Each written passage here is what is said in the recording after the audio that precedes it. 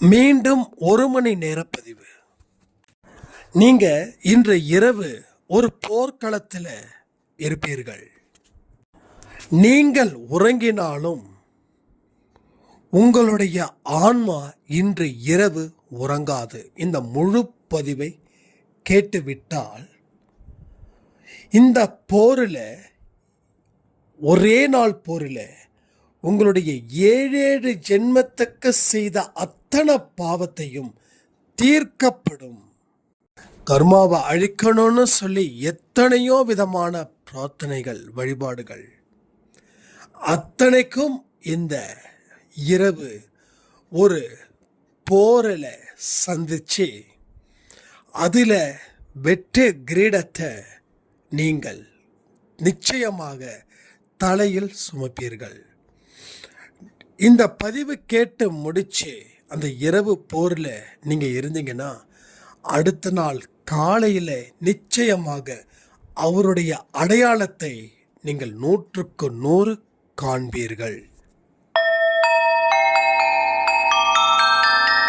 ஓம் சாயிரா சாயிரா, ஓம் சாயிரா சாயிரா, ஓம் சாயிரா சாயிரா, அன்பே சாயிரா, பேரன்பே சாயிரா, அகிலம் தளிக்க ஆத்மா விழிக்க அனுதினம் சாயிரா, எங்கள் அன்பே சாயிரா.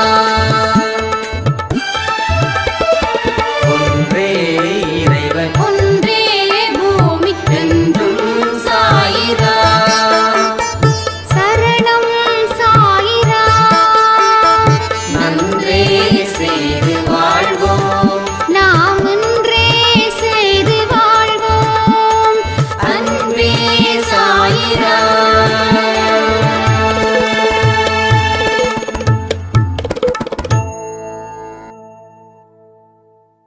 சாயிராம். என் உயிரின் உயிரானவர்களே, வாழ்க்கைய வெல்லணும் அப்படின்னா ரொம்ப கடினமான பயிற்சி எதுவுமே தேவையே இல்லை. ஒரு பெரிய படிப்பும் நமக்கு தேவையில்லை. ஒரு பெரிய ஆற்றலும் பெரிய நபர்களுடைய ஆதரவும் கூட நமக்கு தேவையே இல்லை. வாழ்க்கையை வெல்வதற்கு நம்மளுடைய அம்மா, நம்மளுடைய அம்மாவுடைய அம்மா, இது மாதிரி தாத்தம் வழி, பாட்டம் வழி, முப்பாட்டம் வழி, இவங்கெல்லாம் பெருசாக ஒன்றும் படிக்கலை, ஆனாலும் சிறப்பாக வாழ்ந்தார்கள். ஆனால் நாம் இங்கே நிறைய படிச்சிருக்கோம், ஆனால் சிறப்பாக வாழ முடியல. இன்னைக்கு இருக்கிற மாதிரி அன்னைக்கு யாரும் முழுமையான அளவில் தேர்ச்சி பெறல. ஆனால் இன்னைக்கு நிறைய படிப்பு, நிறைய தேர்ச்சி, பெரிய பெரிய படிப்பெல்லாம் படித்தோம், வாழ்க்கையில் தோத்து தனி மரமான கதைகள் எல்லாம் பார்த்துருக்கோம். ஸோ இனி வாழ்க்கையை எப்படி வாழணும் அப்படின்றத நாம் தெரிஞ்சுக்கிட்டு அதன்படி ஒரு வாழ்க்கையை வாழ்ந்து நாம் ஏன் சந்தோஷமாக நிம்மதியாக இருக்கக்கூடாது? எத்தனை பேருக்கு இந்த மாதிரியான ஒரு ஆவல் இருக்குதுன்னு கமெண்ட் பண்ணுங்க. உங்களுடைய ஒவ்வொரு கமெண்ட்ஸும் இங்கே சாயப்பாவுடைய பாதத்தில் சமர்ப்பிக்கப்படுகிறது. இனி வெல்வதற்கு என்னென்ன வழிகள் இருக்கு, எந்தெந்த இடத்துலலாம் சாயப்பாவை நம்மளை நோக்கி ஓடி வர செய்யலாம், இதை தான் இந்த பதிவில் முழுமையாக பார்க்க போகிறோம். இதுவரைக்கும் நடந்தவை அத்தனையும் நடந்தவைகளாக இருக்கட்டும். இனி நடக்க போவதை எப்படி இருக்கணுமோ அது மாதிரி நாம இந்த பதிவின் மூலமா சாயப்பா நம்மளை வடிவமைக்க போகிறார். எப்பவும் சொல்றேன், நான் என்ன பேச போறேன் அப்படின்னு எனக்கு நிச்சயமா தெரியாது. ஆனா வாயில இருந்து வரக்கூடிய வார்த்தைகள் அத்தனையும் சாயப்பாவினால் வரக்கூடிய வார்த்தைகளே இன்றி வேற எதுவும் இல்லை. இந்த நிமிஷம் நான் பேசிட்டு இருக்க என்னுடைய உடல்நிலை சரியில்லை. எனக்கு 99.9% ஃபீவரோட தான் நான் இந்த பதிவை பேசிட்டு இருக்கேன். ஸோ 2 நாளாக உடம்பு சரியில்லை, உங்களுக்கு நல்லாவே தெரியும். அதனால் வரக்கூடிய வார்த்தைகள் நானாக உருவாக்கப்படவில்லை. இது கடவுள்கிட்ட இருந்து பெற்ற வார்த்தைகளை நான் உங்கள் முன்னாடி உங்கள் பார்வைக்கு நான் வைக்கிறேன். அதனால் நிதானமாக கேளுங்க, பொறுமையாக கேளுங்க. நம்பிக்கைன்ற அடிப்படையில் இந்த பதிவை கேளுங்க. இந்த பதிவை கேட்டு முடிச்சுட்டு உங்கள் மனசில் எந்த மாதிரியான ஒரு விதைய சாயப்பா விதைச்சிருக்காருன்றதையும் இந்த பதிவு முடிஞ்சதுக்கு அப்புறம் கமெண்ட் செக்ஷன்ல கமெண்ட் பண்ணுங்க.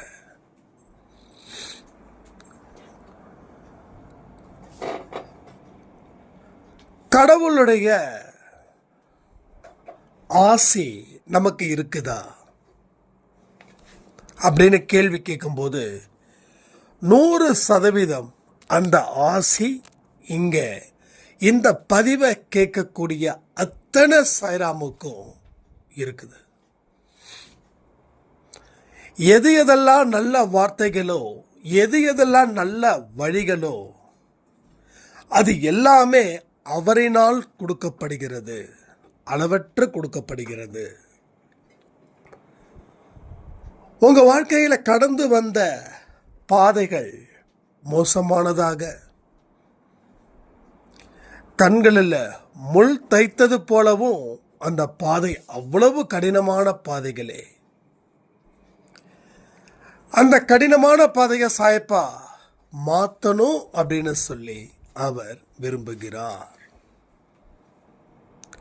நீங்க ஒரு பெரிய லட்சிய பாதையில பயணிக்கணும் அப்படின்னு அவருடைய விருப்பம் இருக்குது. அந்த விருப்பத்தை நிறைவு செய்வதற்குத்தான் நாம இந்த குடும்பத்தில் இருக்கோம், அன்பைசாய் குடும்பத்தில். அவருடைய வழி நமது வழியா இருக்கிற வரைக்கும் நாம யாருக்கும் எந்த பதிலையும் கொடுக்க வேண்டிய அவசியமே இல்லை. உங்களுக்குன்னு ஒரு வழியை ஏற்படுத்தாம அவருடைய வழியில நீங்க போனீங்கன்னா சகல சந்தோஷத்தையும் சகல ஆசீர்வாதத்தையும் நீங்க பெற முடியும். இது உண்மை. இதுவரைக்கும் நாம நம்ம வழியில பயணிச்சோம். அந்த பயணம் எங்க போய் முடிஞ்சதுன்னு நான் சொல்ல வேண்டிய அவசியம் இல்லை. இனி நம்ம பயணம் எங்க முடியணும்னு நீ தீர்மானிச்சுக்கோ அப்படின்னு கடவுள் அந்த பயணத்தை நம்ம கிட்ட கொடுத்துட்டார். இதுவரைக்கும் உன்னுடைய சுய அறிவின் பேரில் நீ பயணம் செஞ்ச. உன்னுடைய சுய அறிவின் பேரில் நீ பயணம் செய்யும் போது உனக்கு தலைகணம், ஆணவம், அகங்காரம் எல்லாம் கூடியிருந்தது. அதனால அந்த பயணம் கவுந்துடுச்சு, ஆபத்தில் போய் நின்றுடுச்சு. நீ மட்டும் இல்லை, உன் கூட வந்தவங்களும் எல்லாமே என்னாச்சு, உல்டாவா மாறிடுச்சு. ஆனால் இப்போ உன்னோட பயணம் எங்கே போய் முடியணும் அப்படின்னா, அது சந்தோஷமான, நிம்மதியான, வெற்றிகளை குவிக்கக்கூடிய ஒரு இடத்துல உன்னோட பயணம் முடியணும். அதற்கு நீ உன்னுடைய வழியில செல்லாமல் என்னுடைய வழியில நடமாடு, என்னுடைய வழியில வந்து சேரு. என்னுடைய வழிக்கு நீ வருதுன்னா ஏகப்பட்ட எதிர்ப்புகளை நீ தாண்டி வரணும். 1 இல்லை 2 இல்லை, 1000 லட்சம் கோடி எதிர்ப்புகள் உனக்கு வரும். அது எல்லாத்தையும் நீ தாண்டி என்னுடைய பாதையில் நீ பயணம் செய்யணும். எதிர்ப்புகளை தாண்டதுன்றது சோதனைகளை தாண்டுவதற்கு சமம். காலில் முள்ளு குத்திடுச்சுன்னா முள்ளு குத்திடுச்சுன்னு ஃபீல் பண்ணாம அந்த முள்ளை பிடுங்கி எரிஞ்சிட்டு பயணத்தை தொடரு. உன் காலே 2 துண்டானாலும் கைகளை காலா வச்சு அந்த பயணத்தை நீ முடிச்சிடு. உன் உடம்புல என்ன பிரச்சனை வந்தாலும் அந்த பிரச்சனை பார்த்து நீ கவலைப்படாத, பீதி அடையாத, பதட்டம் கொள்ளாத. இது எல்லாமே உன்னோட எதிர்ப்புகள், உனக்குள்ள இருக்கக்கூடிய எதிர்ப்புகள். அது கர்ம வினையினால் உருவாக்கப்பட்ட எதிர்ப்புகள். அதை தாண்டு. நீ சோதனைய தாண்டினா மட்டும்தான் சாதனை பெற முடியும் உன்னால.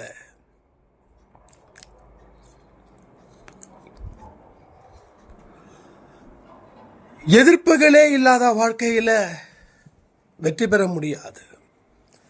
அந்த வெற்றி சாதன வெற்றியா உன்னோட நோட்புக்கில் மாறாது. எத்தனையோ மனிதர்கள் போல நீயும் உன்னோட மனசை பாழ்படுத்திக்காத. நீ 1000ல் ஒருவனா இருக்கணும். நீ 1000ல் ஒருவனா இருந்தா எவ்வளவு பெரிய சங்கடங்களை நீ தாண்டணுன்றத ஞாபகப்படுத்திக்கோ. ஒவ்வொரு சங்கடங்களை தாண்டும் போது இதை நினைவில் நீ வச்சுக்கோ. இதையெல்லாம் நினைவில் வச்சுக்கிட்டாதான் நீ சங்கடத்தை ஈஸியாக தாண்ட முடியும். இல்லைன்னா சங்கடம் ஒன்றை போட்டு மாட்டோம். எப்பப்பெல்லாம் அவரோட பயணத்தில் நம்ம பயணம் செய்கிறோமோ அப்பொழுதெல்லாம் ஒன்று உருவாக்கிக்கோங்க மனசில். இந்த வீட்டை நான் கட்டியே தீருவேன். இந்த வீட்டை கட்டுறது தான்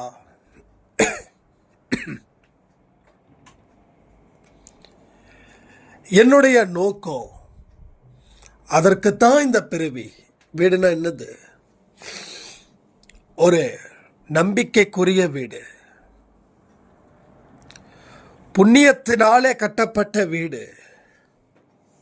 ஸோ இந்த வீட்டை கட்டுனாதான் அவர் இங்கே வந்து தங்க முடியும், இங்கே கடைசி வரைக்கும் இருக்க முடியும். இந்த ஆன்மா மறுபிறவி இல்லாத வரைக்கும் அவர் இந்த ஆன்மான்ற வீட்டுக்குள்ளே தங்க முடியும். நமக்கு ஏற்படக்கூடிய பேரழிவுகளை எதிர்த்து நிற்பதற்கு ஒரு சரியான ஒரு பலம் கொண்ட ஒருவரால் தான் முடியும். அதுவே நமது சாயப்பா. யாரு? நமது சாயப்பா.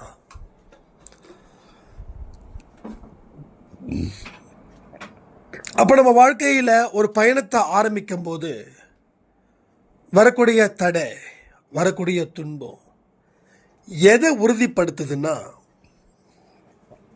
உன்னுடைய எதிர்ப்புகளை தாண்டி நீ எப்படி பயப்படாம வாழ்க்கையில் போராடுறியோ அதை பொறுத்து. வாழ்க்கைன்றது ஒரு போராட்ட களம் நினைச்சுக்கோங்களேன். உங்களை சுற்றியும் எதிரிகள் இருக்கிறாங்க. ஆனால் கடவுள் ஒரு விஷயத்த சொல்றாரு, என்னுடைய யுத்தியின் படி உன்னுடைய போர் தந்திரத்தை அமைச்சுக்கோ.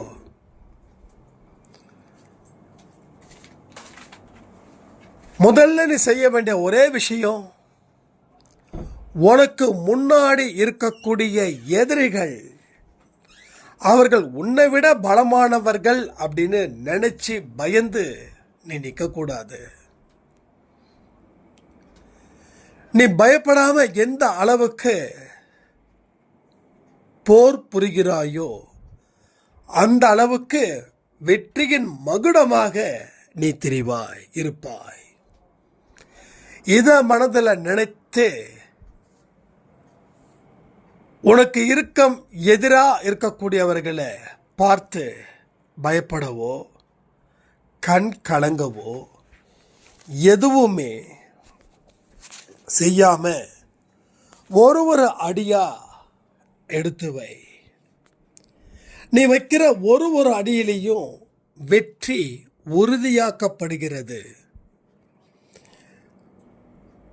உன்னுடைய அடி எடுத்து வைக்காம இருந்தா, அதே இடத்துல நின்று இருந்தா உன்னுடைய தோல்வி உறுதியாகுகிறது. உன்னுடைய ஒரு அடியும் பின்னுக்கு நீ கொண்டு வந்தா உனக்கு தோல்வி என்ற பட்டம் வழங்கப்பட்டது. அப்போ முன்னுக்கு போவதற்கு தான் வெற்றிக்கு உண்டான வழி. அங்க நிற்கிறதோ, அங்க இருந்த ரிவர்ஸ் கியர் போட்டு ஓடி வரதோ, இல்லை வெள்ளை சமாதான கொடிய பறக்க வைக்கிறதோ உன் வேலை அல்ல. உன்னுடைய வேலை போரிடுவது. உன்னுடைய வேலை போரிடுவது. உன்னுடைய வேலை என்ன? போரிடுவது. அர்ஜுனர் தான் நீ, கிருஷ்ணர் தான் சாயப்பா. நீ இருக்கக்கூடிய தளம் இன்னைக்கு நீ பிரச்சனைகளை எதிர்கொள்ளக்கூடியது தான் போர் வீரர்கள். ஒவ்வொரு ப்ராப்ளமும் எதிரி நாட்டு வீரர்கள். அவர்களை உன்னுடைய அம்பினால சாயப்பா கொடுக்கக்கூடிய யுத்தி, அவருடைய அறிவுரையின்படி அவர்களை வீழ்த்தப் போகிறாய். அவர்களை நீ வீழ்த்தப் போகிறாய். ஏன்னா உன்னுடன் இருப்பது சாயப்பா. உன்னுடன் இருப்பது சாயப்பா. அவர்களுடன் இருப்பது யாம் அறிவோர். யாருக்கும் தெரியாது. யாருக்கும் தெரியாது. அப்போ அவங்களுக்கு பின்னாடி யார் இருக்காங்கன்னு நினைக்கிறது உன் வேலை இல்லை. உனக்கு பின்னாடி யார் இருக்கிறாங்க, யார் இயக்குறாங்க, யார் எந்த விதமான அறிவுரைகள் சொல்கிறார்கள், அதை மட்டும் பார். வேற எதை பற்றியும் நீ ஏன் சிந்திக்கிற? நீ சிந்திக்க வேண்டிய அவசியமும் இல்லை. உன்னுடைய ஒரு நொடி பொழுதையும் நீ பயந்தோ அச்சமற்றோ இல்லாமல் ஒரு சிறப்பான வழியில் தான் உன்னோட பயணத்தை உனது அப்பா கொடுத்திருக்கிறார்ன்றத முடிவு பண்ணு. இப்போ சொல்லுங்க, இந்த போரில் யார் ஜெயிக்க முடியும்? நீங்களா? இல்லை பிரச்சனைகள் உங்களை மூழ்கடிக்கும் அப்படின்ற ஒரு பிரச்சனைகளை நீங்கள் பார்த்து பயப்பட போகிறீங்களா? திரும்பவும் சொல்கிறேன், உங்களுக்கு எதிரில் இருப்பது எல்லாமே சவால்கள். ஒரு சவால்களை நீ எப்படி முறியடிக்கிறன்றதை பொறுத்து தான் உனக்கு எந்த மாதிரியான மெடல் கொடுக்கணும். சில்வரா, கோல்டா, இல்லை பிளாட்டினமான்றதை முடிவு பண்ண முடியும். ஆனால் நீ பிளாட்டினம் மெடல் வாங்கிறதுக்கு தகுதியானவன். நீ சில்வருக்கு நினைச்சு போராடாத.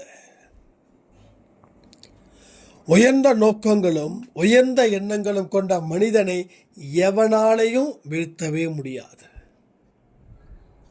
எவனாலையும் யாராலையும் வீழ்த்த முடியாது. இதை நோட் பண்ணிக்கோங்க. உன்னுடன் இருப்பவர்களை மட்டும் நீ கவனித்தாலே வாழ்க்கையை வெல்ல முடியும். இதெல்லாம் சாய்பாவுடைய வார்த்தைகள். உன் கூட நான் இருக்கும்போது எதிரி கூட யார் இருக்கிறான்னு யோசிக்கிறது எவ்வளவு பெரிய முட்டாள்தனம். எதிரிகள் கூட யார் வேணாலும் இருக்கட்டும், ஆனா உன்னுடன் இருப்பது நான் தானே. அப்போ நீ தேவையில்லாத விஷயத்த நினைச்சு பயப்படும் போது நீ எனக்கு என்ன மரியாதையை கொடுக்குற? அப்போ நீ வாழ்க்கையில இருக்கக்கூடிய விஷயத்தை பார்த்து நினைச்சு பயப்படுற. அப்போ என்ன நீ அவமானப்படுத்துவதற்கு சமந்தானே? நல்லா யோசிச்சு பாருங்க. வாழ்க்கையை பார்த்து நம்ம ஏன் பயப்படுறோம்? சாயப்பாவை வணங்குறோம், சாயப்பா மேல நம்பிக்கை வைக்கிறோம். எல்லாம் சாயப்பா தான். சாயப்பா தான் சுவாசம். நம்ம உடல், பொருள், ஆவி அனைத்தும் சாயப்பா தான். ஆனா எல்லாமும் அவரா இருக்கும்போது வாழ்க்கைய நினைச்சு நாம ஏன் பயப்படுறோம்? அப்பனா நாம சாயப்பாவை அவமானப்படுத்துகிறோம். இதை செய்வதன் மூலமாக அவரை நாம அவமானப்படுத்துகிறோம். ஸோ நாம அவமானப்படுத்துறோமா இல்லையா? உங்க மனசாட்சியை தொட்டு சொல்லுங்க. எங்கெங்கெல்லாம் நீங்க வாழ்க்கையை நினைச்சு பயப்படுறீங்களோ அங்கெல்லாம் நீங்க சாயப்பாவை அவமானப்படுத்துகிறீர்கள். இது உண்மையா இல்லையா? இது 100% உண்மையா இல்லையா?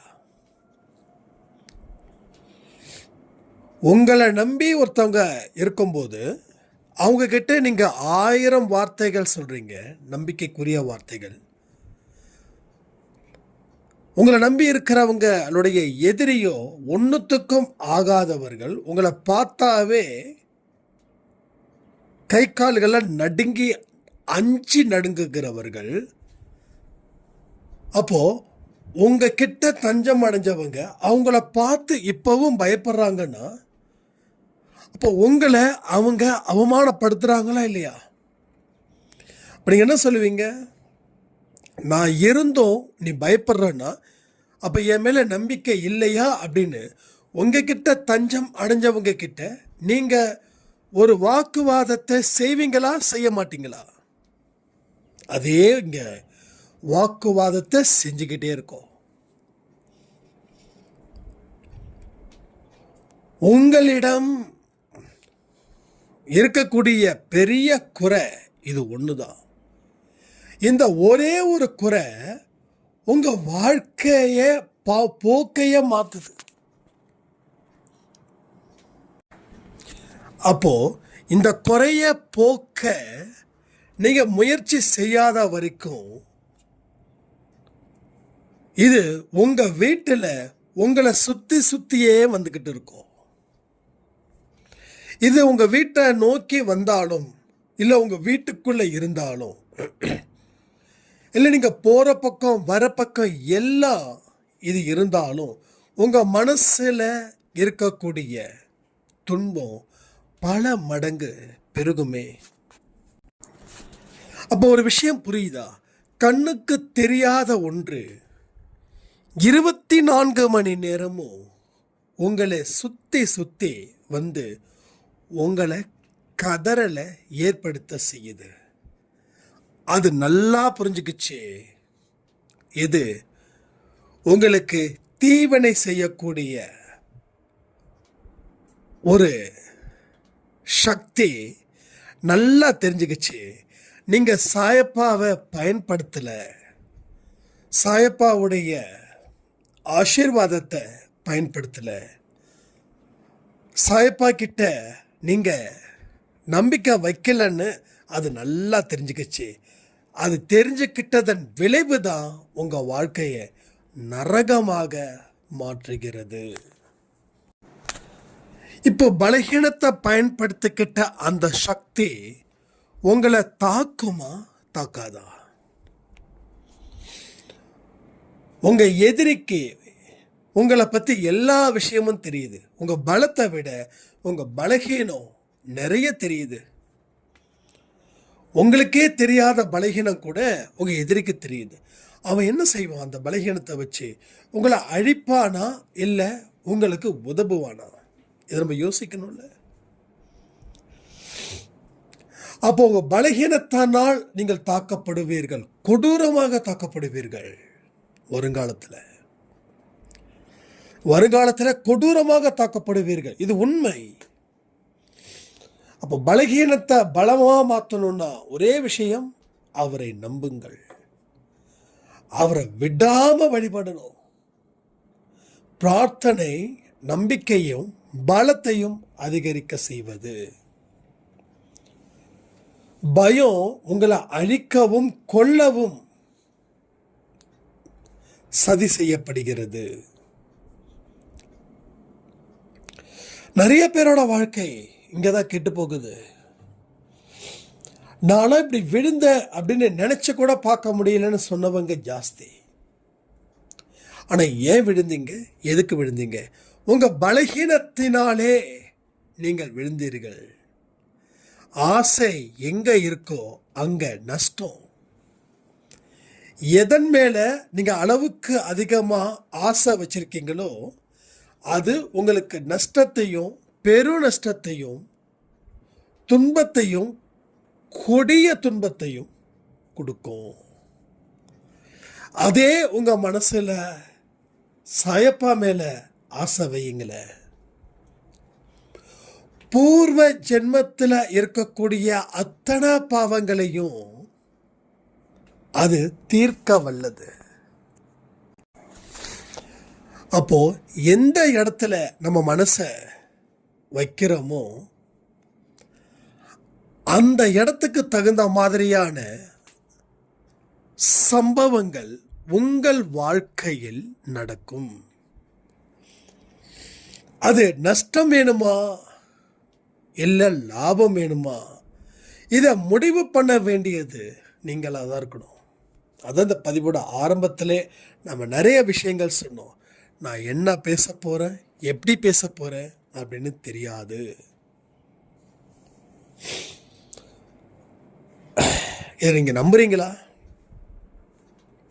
என்கிட்ட கூட ஒரு சாய்ராம் கேட்டாங்க, உண்மையிலேயே எப்படி உங்களுக்கு அந்த 30 நிமிஷமும் எந்த தடையும் இல்லாமல் பேச முடியுதுன்னா ஒரே வார்த்தை தான்.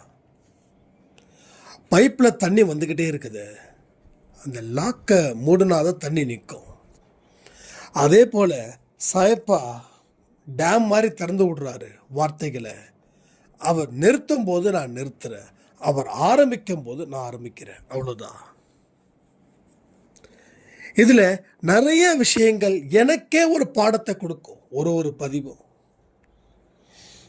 இன்னைக்கு 12 மணிக்கு கொடுத்த பதிவும் சரி, நேற்று இரவு எனக்கு ஃபீவரில் தான் அந்த பதிவை நான் கொடுத்தேன். நேற்று ஐ திங்க் மதியானம் கொடுத்தேன்னு நினைக்கிறேன். ஆனால் 1 மணி நேரம் நிச்சயமாக எனக்கு அது எப்படின்னு தெரியல. 55 நிமிஷம் வரும்போது தான் 55 நிமிஷம் வரும்போது என்ன இவ்வளோ நேரம் பேசிட்டோமோ அப்படின்னு. ஸோ உடம்பு முடியல, கோல்டு, ரன்னிங் நோஸ். இதுவரைக்கும் அந்த ஆடியோவை டீப்பாக கேட்டிருந்தா தெரியும். நான் மூக்கை உறிஞ்சின சவுண்டெல்லாம் கேட்டிருக்கோம், லைட்டாக இருமின சத்தமும் கேட்டிருக்கோம். ஸோ இன்னைக்கு காலையிலையும் அதே மாதிரி தான். இப்போ ஃபீவரோட தான் இந்த பதிவையும் நான் கொடுக்குறேன். இதெல்லாம் எதுக்காக நான் சொல்கிறேன்? என்னுடைய பெருமையை நான் பேசவா இல்லை கடவுளுடைய பெருமையை பேசவா? நீங்கள் என்ன யோசிக்கிறீங்க? உடம்பு முடியலனாலும் அப்படியே கொடுக்குற பெருமையாக சொல்கிறானா? சத்தியமாக இல்லை. நான் என்றைக்குமே சொல்கிறேனே, நான் களிமண். இதுதான் உண்மை. உண்மையை எத்தனை தடவை வேணாலும் பேசுறதுக்கு நான் தயங்குறதே இல்லை. இது களிமண். இந்த ஆடியோ கொடுக்கும்போது எனக்கு டயர்னஸ் இருக்கா அப்படின்னு கேட்டால் நான் இருக்குதுன்னு சொல்ல மாட்டேன், இல்லைன்னு சொல்ல மாட்டேன். ஏன்னா எனக்கு எதுவும் தெரியல. சில பேர் சொல்லுவாங்கல்ல, ஆவியா புகுந்து நம்மக்கிட்ட பேசுவார். அதே தான். ஸோ நம்மளுடைய நோக்கம், நம்ம பாதை எதை பொறுத்தோ அதை பொறுத்து தான் எந்த ஆவி நம்ம உடலுக்குள்ள நுழையும், எந்த ஆவி நுழையாதுன்னு நமக்கு தெரிய வரும். ஆனால் ஏதோ ஒரு ஆவி ஒரு மனுஷனுடைய உடலுக்குள்ள இருந்துக்கிட்டு தான் இருக்கு. எங்கே கோபம், எங்கே காமம் இருக்குதோ அங்கே ஒரு மோசமான ஆவி வழி நடத்துது. எங்கே சாந்தம், எங்கே அமைதியோ அங்கே இருக்கிற ஆவி ஒரு நல்ல ஆவி வழி நடத்துகிறது. உலகத்தில் நல்ல சக்தி இருக்குதுன்னா கெட்ட சக்தி இருக்கு. எதை வச்சு நான் சொல்கிறேன் தெரியுமா? இரவுனா பகல் இருக்கு, துன்பம்னா இன்பம் இருக்கு. இது மாதிரி ஒரு ஆக்ஷன், அதுக்கு ஆப்போசிட்ல ஒரு ரியாக்ஷன் இருக்கா இல்லையா? அதுபோல நல்ல சக்தி இருந்துச்சுன்னா கெட்ட சக்தி இருக்கு, கெட்ட சக்தி இருந்துச்சுன்னா நல்ல சக்தி இருக்கு. இது உண்மை. அப்போ என்னை ஆள்வது எந்த ஆவின்னு நான் முடிவு பண்ணணும். எந்த ஆவின்னு நான் முடிவு பண்ணணும். நம்ம எல்லாருமே ஆவிகள் தான். நமக்கு உடல் இருந்தாதான் உயிர் வாழ முடியும் அப்படின்லாம் இல்லை. நான் ஆவின்றது தான் ஆன்மா கூட வச்சுக்கலாமே. நம்ம எல்லாருமே ஆவிகள் தான். செத்துப்போன எலும்பு கூட நினைச்சு பயப்படுறோம். ஆனால் நமக்குள்ளே இருக்கிறது மட்டும் என்ன? தங்கமா, வைரமா, இல்லை விலை உயர்ந்த ஒரு கட்டமைப்பா? நீ எதை பார்க்குறியோ அதுதான் நீ. அதனால் அதை பார்த்து நீ பயப்பட வேண்டியதே இல்லை. சுடுகாடை பார்த்து ஏன் பயப்படணும்? அங்கே தானே நம்மளும் போய் சேர போகிறோம். அந்த இடத்தை கொண்டாடணும். என்னதான் ஒரு மனுஷன் கோடி கோடியாக நிலம் வாங்கினாலும், விலை உயர்ந்த கார் வாங்கினாலும், ஒரு வேலையில் ஒரு நாட்டில் சாப்பிடக்கூடிய கோடீஸ்வரனா இருந்தாலும் அவன் போகிற இடம், இறுதி இடம் அங்கே தான். அதனால் அதை நினச்சி கவலைப்பட வேண்டாம், பயப்பட வேண்டாம். அதை நினச்சி சந்தோஷப்படணும். இறுதி நாட்கள் இங்கே தான். ஏதோ ஒரு இடம், ஒரு சுடுகாடு தான். இதெல்லாம் சொல்லும்போது சில பேருக்கு அப்படியே வைத்து அலசும். ஏன் அலசணும்? எது நடக்குதோ அது நடந்துதானே தீரும். பிறந்தா இறக்கணும், இறந்தா பிறக்கணும். அதுக்கும் ஆக்ஷன் ரியாக்ஷன் இருக்கு பாருங்க. பிறப்பு இறப்பு. பிறப்புக்கும் சான்றிதழ் வாங்கணும், இறப்புக்கும் சான்றிதழ் வாங்கணும். புரியுதா? புரிஞ்சுக்கிட்டீங்களா? அப்போ எல்லாமே லேசாக எடுத்துட்டு போயிடலாமே. ஏன் கடினமான பயிற்சி? 20,000 ரூபாய் நான் செலவு பண்ணேன் ஒரு ட்ரைனிங் சென்டரில். நல்ல பாசிட்டிவ் ஆட்டிடியூட்ஸ்லாம் வரும்னு சொல்லி நான் செலவு பண்ணேன்னா, ஆனால் ஒரு வாரம் தான் அந்த வைப்ரேஷன் இருந்தது. மறுபடியும் அந்த வைப்ரேஷன் இல்லை. ஏன்னா அப்படின்னு ஒரு சாய்ராம் கேட்டதா இன்னைக்கு. அப்போ 20,000 ரூபா கொடுக்க சொன்னது சாய்ப்பாவா கேட்குற? சாய்ப்பா தான் சொன்னேன். பின்னே யாராவது ஒருத்தவங்க சொல்லுவாங்க 20,000 ரூபா கொடுத்தா நல்ல பாசிட்டிவ் தாட்ஸ் உன் வாழ்க்கையில் வரும்னு. நீங்கள் புனிதமான பொருளுக்கு விலையே கிடையாது. விலை கொடுத்து வாங்கக்கூடிய பொருள் புனிதமாக இருக்காது. ஆனால் அதுக்கும் நம்ம ஆள்கள் உருட்டுவாங்க. ஃப்ரீயாக சொல்லி கொடுத்தா யாரும் வரதில்லைப்பா. என்ன மாதிரி சமாளிக்கிறீங்கப்பா, எப்படிலாம் உருட்டுறீங்க. அதாவது டைரெக்டாக ஓப்பனாக சொல்கிறவங்கள கூட நமக்கு ஒரு நம்பிக்கை இருக்கும். இல்லைங்க, நாங்கள் கற்றுக் கொடுத்த கலைக்கு துட்டு வாங்குகிறோம், எங்களுக்கு குடும்பம் இருக்குல்ல, குழந்தை இருக்குல்லன்னா ஓகே சந்தோஷம், செய்கிறதுக்கு கூலி கேட்குறேன், கொடுத்துட்டு போயிடலாமே. ஆனால் இப்படி சொன்னால் இந்த குரூப்புங்களுக்கு பயம். அதனால் வேறு விதமாக ஃப்ரீயாக சொன்னால் யாரும் வரமாட்டாங்க. வரலைன்னா பரவாயில்ல, வரவங்களுக்கு சொல்லிக் கொடுங்க. இதெல்லாம் நினச்சி தான் உட்காந்து ஏமாந்துடும். 20,000 ரூபா கொடுத்தவங்க கர்மா மாறிடுன்னா நான் 2 லட்ச ரூபா கொடுக்குறேன், என் கர்மாவை மாற்ற சொல்லுங்கள். ஸோ நான் 2 லட்சம் கொடுக்குறேன்னா ஒரு பெரிய கோடீஸ்வரன் என்ன சொல்லுவா, நான் 20 கோடி கொடுக்குறேன், என் கர்மாவை மாற்ற சொல்லு. ஸோ எவனுடைய கர்மாவையும் மாற்ற முடியாது. ஏன்? கடவுளே நினைச்சாலும் மாற்ற முடியாது. ஆச்சரியமா இருக்குதா? ஆச்சரியப்படணும் இல்லை? கடவுளே நினைச்சாலும் உன் கர்மாவை மாற்ற முடியாது. இது சத்தியம். அப்படிதான் நம்ம நம்பிட்டு இருக்கோம். கடவுளைய கர்மாவை மாற்றுவார்னு சொல்லி என்னென்னமோ செய்கிறோம். அப்படின்னு நம்ம கர்மாவை மாற்றிருக்கணுமே, ஏன் மாற்றல? அப்போது அது ஆகாது, அது நடக்காது. அப்போ என்ன நடக்கும்? உன்னுடைய கர்மாவை தீர்மானிக்கக்கூடியது உன்கிட்ட கடவுள் கொடுத்துட்டார். நீ தான் அதை சரி பண்ணணும். அவர் யுத்திகளை வழங்குறாரு, ஆலோசனைகளை வழங்குறாரு. அந்த வார்த்தைக்கு மதிப்பு கொடுக்கணும். கொடுத்து உன்னுடைய கர்மாவை நீ மாற்றிக்கோ. அவர்கிட்ட எதுவுமே இல்லை. நம்ம அவர் தெய்வமாகவே பார்க்கலையே. தெய்வமாக பார்த்தா இது வேணும் அது வேணும் பிரார்த்தனை பண்ணுற அவருடைய நல்ல மனசுக்கு கண்டிப்பாக ஒரு மாற்றத்தை ஏற்படுத்துவார். ஸோ வீட்டில் ஒரு தெய்வமாக இல்லை, ஒரு அப்பாவாக உட்கார வச்சுருக்க. நம்ம வீடு ஹாலே பார்த்திங்கன்னா முன்னாடி வந்த சாய்ராம் பூஜை ரூம் நல்லா இருக்குங்க அப்படின்னு. இப்போது அந்த ஹாலே கடவுளுடைய வீடாக போயிடுச்சு. ஒரு முருகரோட ஃபோட்டோ, ஒரு மலைக்கோயிலுக்கு போயிருந்தோம். அங்கே பார்த்தா அவ்வளோ அழகாக இருந்தார் முருகர். ஏன்னா ஒரு கடவுள் உள்ள எந்த ரூபத்தில் எப்படி வராங்கன்றது முக்கியம். ஸோ ஆட்டோமேட்டிக்காக வராரு. என்ன வேஷம் தெரியுமா? ராஜ அலங்காரம். நிறைய பேர் சொன்னாங்க, எப்படிங்க உங்களுக்கு ராஜ அலங்காரம் கேட்டு வாங்கினீங்களா இந்த ஃபோட்டோவை? இல்லைங்க, கோயிலுக்கு போனோம், பார்த்தோம். முருகர் என்றைக்குமே முருகர் ரொம்ப அழகாக இருப்பார். பிடிச்சது வாங்கிட்டேன். எங்கள் வீட்டில் 3 ராஜ அலங்காரம். அவர் சொல்லி தான் நமக்கு தெரியும். எங்க 3 ராஜ அலங்காரம்? உண்மையிலே சொல்கிறேன், ரொம்ப அவ்வளோ சீக்கிரம் உள்ளே வரமாட்டாருங்க இந்த ராஜ அலங்காரத்தில் அப்படின்னாங்க. அப்போ தான் தெரிஞ்சது, நாம் ஒரு தெய்வத்து மேலே நம்பிக்கை வச்சா எல்லா தெய்வமும் நம்மளை நோக்கி வருதுன்னு. நம்ம சாய்பாவை தெய்வமாக நினச்சோம், அப்பாவாக மதித்தோம், எல்லாமே செஞ்சோம். அவர் மேலே மதிப்பு மரியாதை வச்சோம். என்ன ஆச்சு? எல்லா கடவுளும் நம்மளை நோக்கி வராங்க. நாம் எந்த கடவுளையும் நோக்கி போக வேண்டிய அவசியமே இல்லை. ஸோ நமக்கும் கடவுளுக்கும் இருக்கக்கூடிய அந்த ஈர்ப்பு சக்தி ஆக்டிவாக இருந்துச்சுன்னா எந்த விதமான தீய சக்தியும் உன்னிடம் வராது, உன்னை பலகீனப்படுத்தாது. உன்னை எந்த காரணத்தை கொண்டும் பலகீனப்படுத்தாது.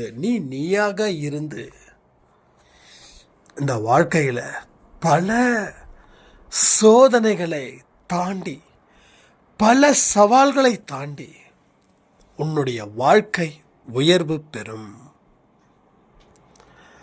ஷீரடியில் இருக்கிற சாயப்பாவும் நம்ம வீட்டு பூஜை அறையில் இருக்கக்கூடிய சாயப்பாவும் ஒன்று என்று உங்கள் மனது அடித்து நம்புதோ அன்னைக்கு சொல்கிற உங்கள் வாழ்க்கையில் நீங்கள் வென்றுட்டீங்கன்னு.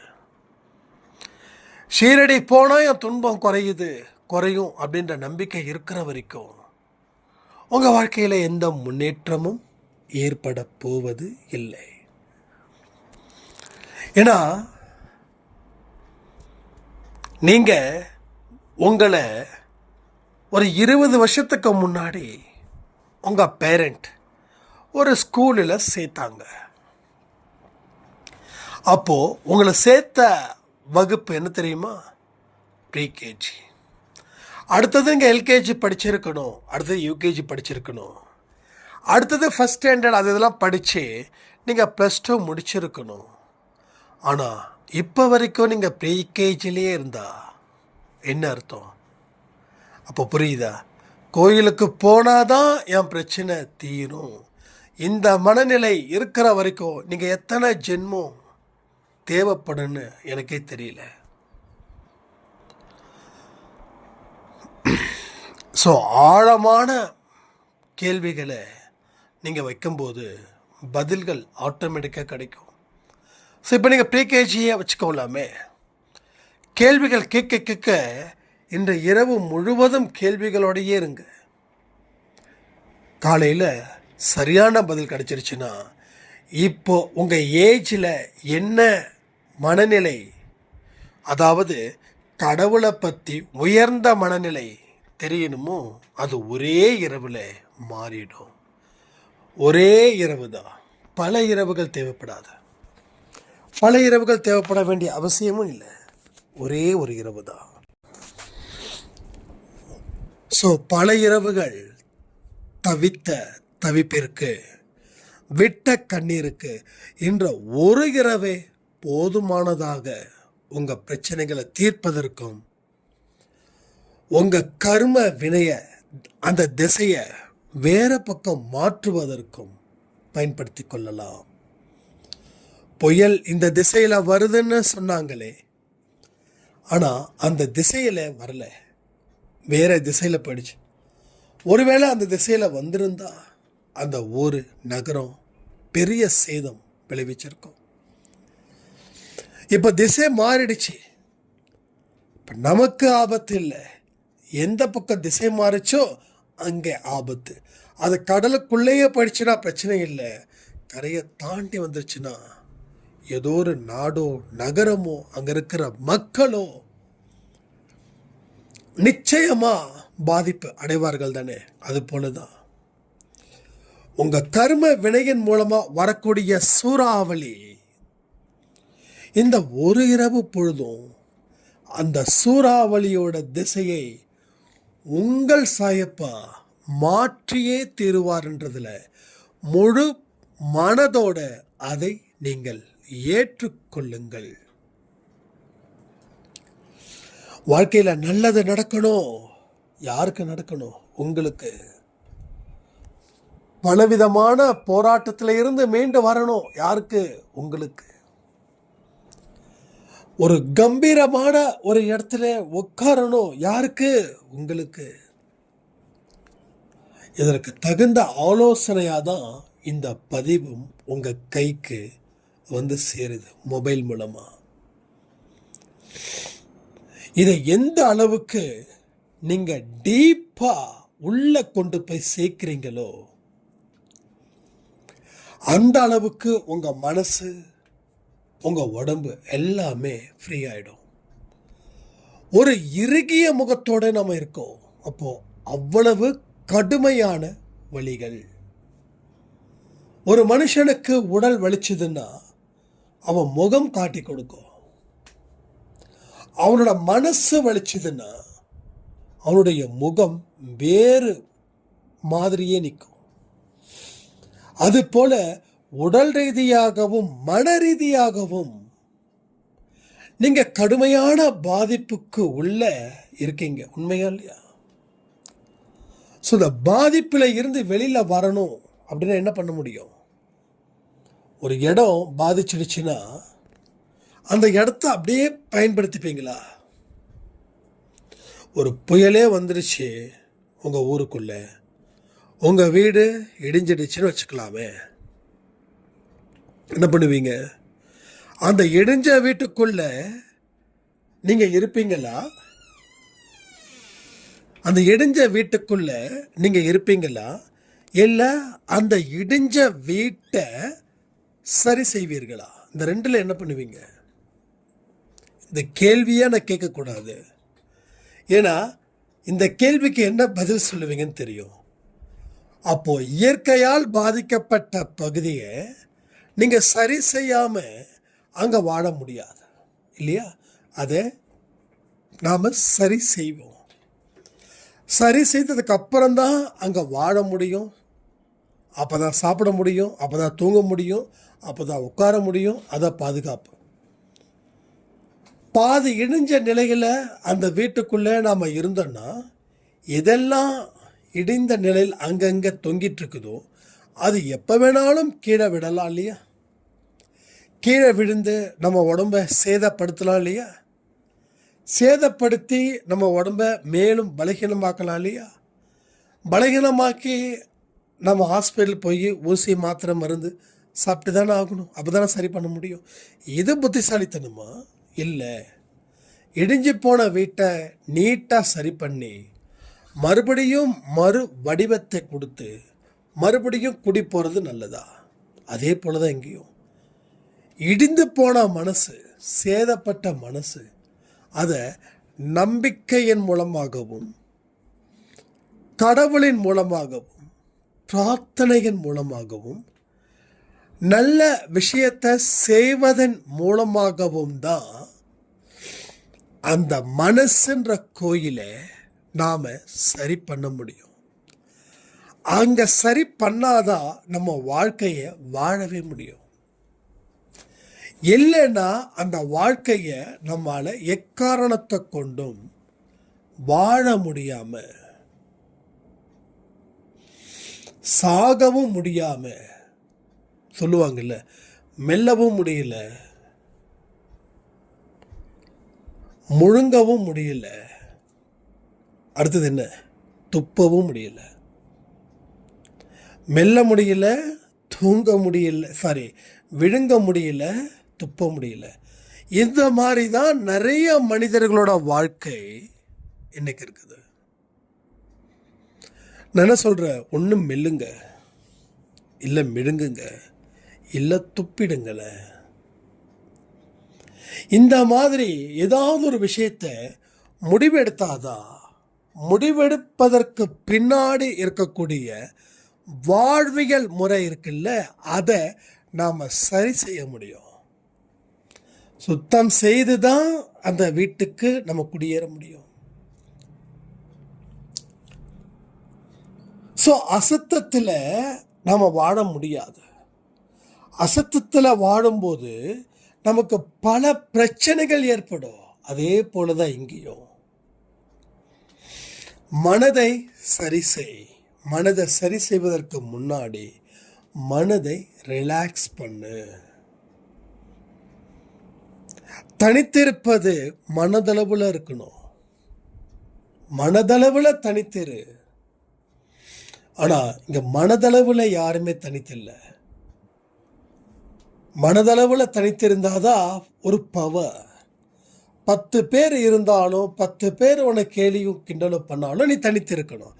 ஆனால் வெளிப்புறமா நீயும் உன்னை கிண்டல் செய்துக்கோ. என்னோட லைஃப்பில் என்ன நானே கிண்டல் செய்து சிரித்தது ஜாஸ்தி. ஆனால் மனதளவில் நான் தனித்திருக்கேன். உங்களுக்கெல்லாம் யாராவது ஒருத்தவங்க உங்களை கிண்டல் பண்ணாங்கன்னா உங்களுக்கு கோபம் வரும், இல்லை துக்கம் வரும். நீங்கள் எதிர்க்க வேண்டிய இடத்துல நீங்கள் இருந்தீங்கன்னா கோபம் வரும். நீங்கள் எதிர்க்க வேண்டிய இடத்துல இல்லைன்னா அழுக வரும். ஒன்று கோபமாக போயிடும், இல்லை அழுகையாக போயிடும். ஆனால் மனதளவில் நீங்கள் விழித்திருக்கும் போது எந்த இடத்துலையும் நீங்கள் கோபப்படவோ இல்லை கதறி அழுவவோ வாய்ப்பே இல்லை. இதெல்லாம் பை ப்ராக்டிஸ் மூலமாக தான் உங்களுக்கு பெரிய விஷயங்கள் நடக்கும். ஸோ நிச்சயமாக சொல்கிறேனே, இந்த பதிவை ஏன் இவ்வளவு நான் மெதுவாக பேசுகிறேன்னா, மெயின் ரீசன் ஃபீவர். மூக்கு அடைக்குது, நாக்கு ட்ரை ஆகுது. ஃபீவர் இருந்தால் உங்களுக்கு தெரியும்ல, ட்ரைனஸ் ஆகும். இதனாலேயே தான் இந்த பதிவை கடவுள் சொல்கிறோம். ஏன்னா இல்லாட்டி நம்ம பேச்சே வேறு மாதிரி இருக்கும், அது உங்களுக்கே தெரியும். பொறுமையாக நிறுத்தி நிதானமாக இந்த பதிவை கடவுள் இந்த நேரத்தில் கொடுக்குறாருன்னா அதுக்கு காரணம் அவர் என்னை சரியான முறையில் பயன்படுத்துகிறார். அப்போ என்ன அவர் சரியான முறையில் பயன்படுத்துகிறாருன்னா உங்களையும் அவர் சரியான முறையில் பயன்படுத்த போகிறார்னு தானே அர்த்தம். அப்போ ஏன் உங்களை அவர் பயன்படுத்திக்கணும்? அவரோட குழந்தை நீங்கள். நம்ம குழந்தை பெருசாயிட்டான் அப்படின்னா என்ன பண்ணுவோம்? நாம் ஒரு பெரிய ஒரு தொழில் ஆரம்பிச்சிருக்கோம். அந்த தொழிலில் அவனை உள்ளே கொண்டு வருவோம், அவனை தயார்படுத்துவோம். ஏன்னா அவனுக்குன்னு ஒரு இடத்த கொடுத்து அவனுடைய வெற்றியை பார்த்து சந்தோஷப்படக்கூடியவன் தான் உண்மையான தகப்பன், உண்மையான தாய். அதே போல தகப்பனுமாக, குருவுமாக, நண்பனுமாக இருப்பவர் யாருங்க? நம்ம சாயப்பா. அப்போது அவர் உங்களை ஏன் தயார் செய்கிறாருன்னா அவருக்காக இல்லை, நீங்கள் ஹிமாலய வெற்றியை அடையணும். அந்த ஒரு வெற்றிக்காகத்தான் அவர் உங்களை தயார் செய்கிறார், வேறு ஒன்று காரணம் அல்ல. அவர் இது போல பல பேரை தயார் செய்து கொண்டே இருக்கிறார், பலரை தயார் பண்ணுறார். ஏன்னா அந்த வாய்ப்பை அவர் நம்மக்கிட்ட வழங்கும்போது நாம் அந்த வாய்ப்பை பயன்படுத்திக்கிறது தானே புத்திசாலித்தனம். வாய்ப்புகளை பயன்படுத்தாமல் இருப்பது முட்டாள்களோட வேலை. வாழ்க்கையில் வாய்ப்புகளை பயன்படுத்துவது அறிவாளிகளின் வேலை. நாம் அனைவரும் அறிவாளிகள் தான், அதில் எந்த சந்தேகமும் வேண்டாம். சந்தர்ப்பத்தையும் சூழ்நிலையையும் பயன்படுத்திக்காமல் இருப்பதால் அறிவற்ற மனிதர்களாக வாழ்ந்து கொண்டு இருக்கிறோம். வாழ்க்கையில் நிறைய பட்டாச்சு.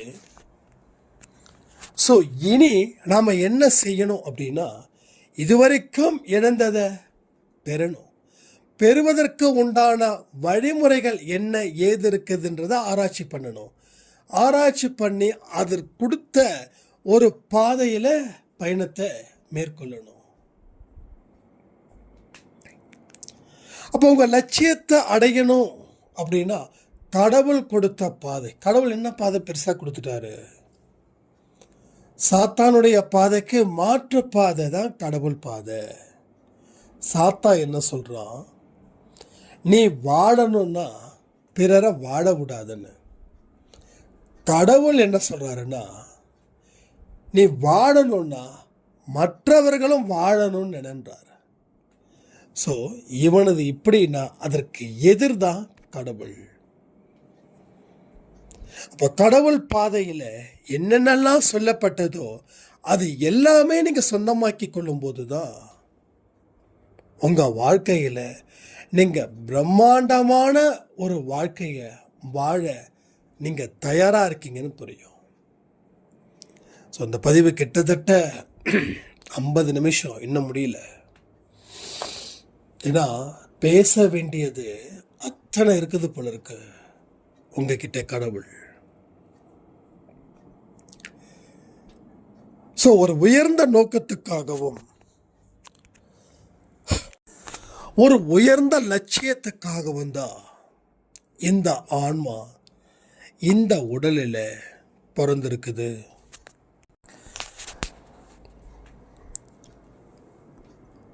ஸோ தெளிவான மனநிலை உங்களை ஒரு பெரிய வெற்றியை குவிக்க உதவக்கூடிய வழிகள் தான் அவைகள்.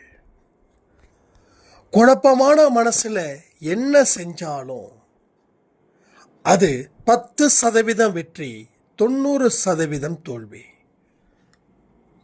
ஆனால் தெளிவான மனநிலையில் என்ன செஞ்சாலும் 100% வெற்றி மட்டுமே வரும்.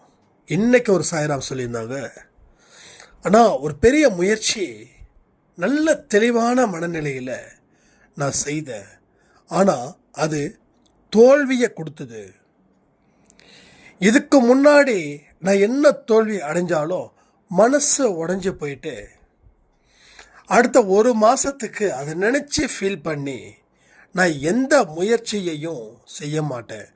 ஆனால் இன்னைக்கு நான் தோல்வி அடைஞ்ச அடுத்த நிமிஷம் நான் சந்தோஷமான மனநிலையில் ஏன் இருந்தேன்னு தெரியல. எனக்கு அது பதிலை கொடுங்க. நாங்கள் அந்த சாய்ராமுக்கு என்ன பதில் சொன்னேனோ அது உங்களுக்கு நான் சொல்கிறேன். நம்ம பலத்தை அடிப்படையாக கொண்டு போரிடும்போது தோல்வி அடையும் போது நமக்கு கடவுள் உண்மை நிலையை விளக்குகிறார். உன்னோட பலம் இதில் பலகீனமாக இருக்குது. பலத்தில் ஒரு பலகீனம், புரியுதா? நல்லா புரிஞ்சுக்கணும். பலத்தில் ஒரு பலகீனம். இது வரைக்கும் யாருமே இந்த வார்த்தை சொல்லலன்னு நான் நம்புகிறேன். இது கடவுளாக உங்களுக்கு கொடுக்கப்பட்ட ஒரு அருமையான பொக்கிஷமான ஒரு வார்த்தையாக இருக்குன்னு எனக்கு தோணுது. உங்களுக்கு தோணுச்சுன்னா கமெண்ட் பண்ணுங்கள். பலத்தில் ஒரு பலகீனம் அப்படின்னா அந்த பலகீனத்தை சரி பண்ணிட்டா முழு பலத்தையும் நீ பெறுவாய். மீண்டும் போரிடும்போது ஒரு பலம் வாய்ந்த போராக மட்டும் இல்லை, ஒரு பலமான வெற்றியை நிரூபிக்கக்கூடிய ஒரு போரா இந்த போர் இருக்க போகுது. இனி உன்னுடைய வாழ்க்கையில் எதிர்த்து நிற்பவர்கள் எவரும் இல்லை உன்னிடம். அதற்கு நீ சரியான ஒரு மனிதனா நீ இருப்பாயின்னு சொல்லி வாழ்த்துவார். இந்த நிமிஷம் சொல்றனே, இந்த பதிவை நீங்க இந்த நேரம் வரைக்கும் கேட்டீங்கன்னா அவர் நிச்சயமா உங்களை வாழ்த்தி கொண்டிருக்கிறார்னு அர்த்தம். 10 நிமிஷம் கேட்டேன், அச்சச்சா ஒன்றும் இல்லை நமக்கு தேவையானது. எத்தனை பேர் ஏமாந்து போயிருப்பாங்கல்ல, நிச்சயமா ஏமாந்து போயிருப்பாங்க. அந்த ஃபஸ்ட்டு 10 நிமிஷத்தில் உங்களுக்கு கிடைக்கலன்னு சொன்ன உடனே நீங்கள் வேற வேலை பார்க்குறீங்க. 11வது நிமிஷத்தில் உங்களுக்குன்னு ஒரு பதில் புதையல் போல கிடைக்குது. அந்த புதையலை உதற விடுறீங்க. ஏன்னா நமக்கு பொறுமை சத்தியமாக இல்லை, பொறுமை இல்லை. ஆனால் பொறுமை இல்லாத நம்பிக்கை பெருசாக ஜெயிக்கல, நம்பிக்கை இல்லாத பொறுமையும் பெருசாக ஜெயிக்கல. ஆனால் பொறுமையும் நம்பிக்கையும் இருந்தால் மட்டும்தான் அந்த வெற்றி 100% இல்லை, 200% வெற்றியாக மாற்றப்படும். ஒருவேளை தோல்வியே அடைஞ்சாலும் அது பிறர் கண்ணுக்குத்தானே தோல்வியே தவிர உங்கள் கண்ணுக்கு அது தோல்வியாக்க வராது. இது உண்மை.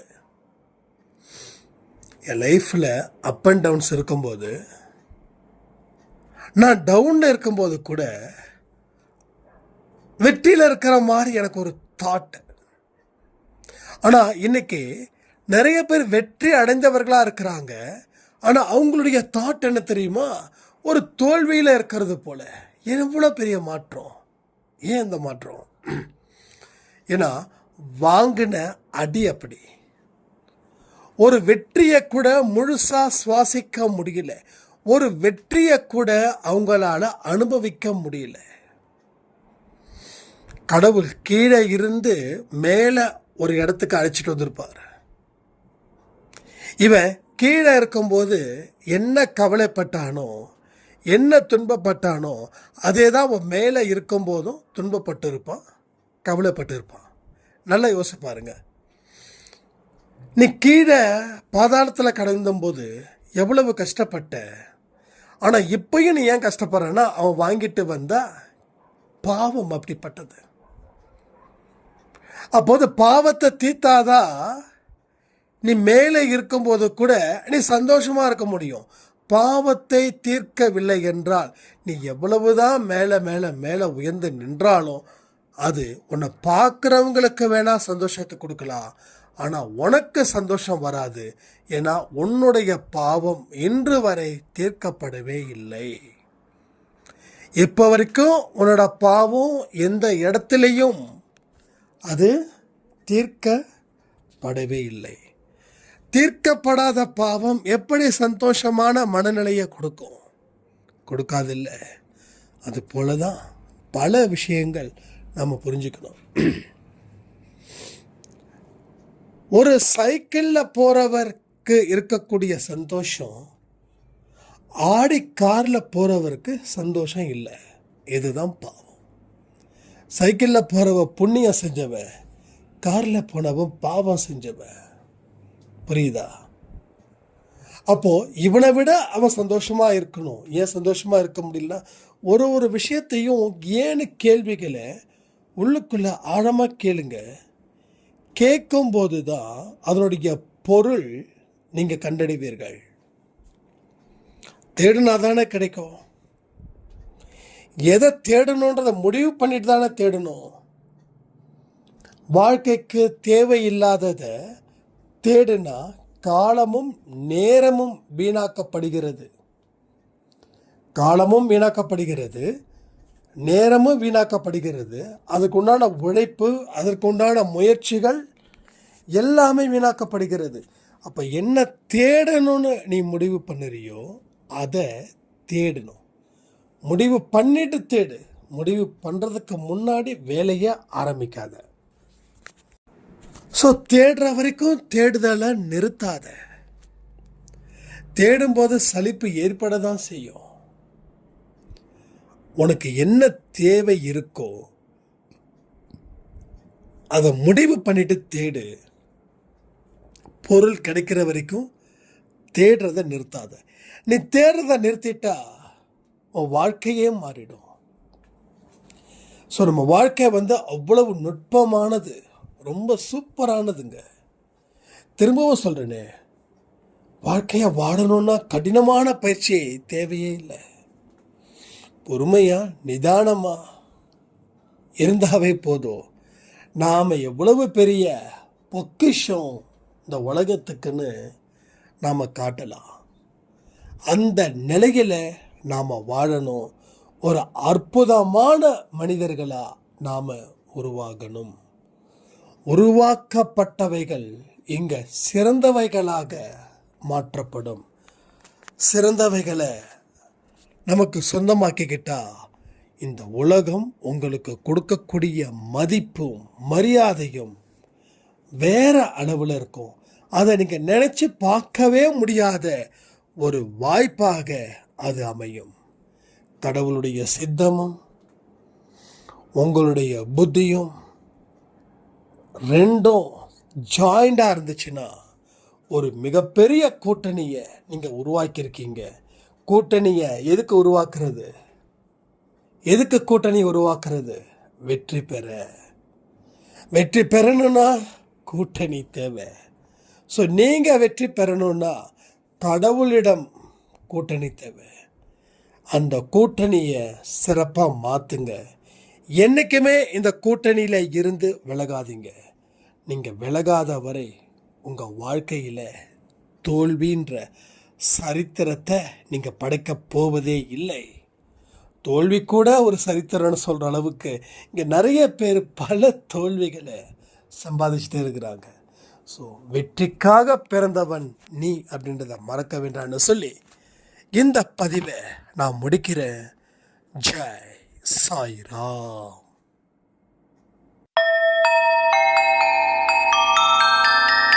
ஓம் சாயிரா. சாயிரா.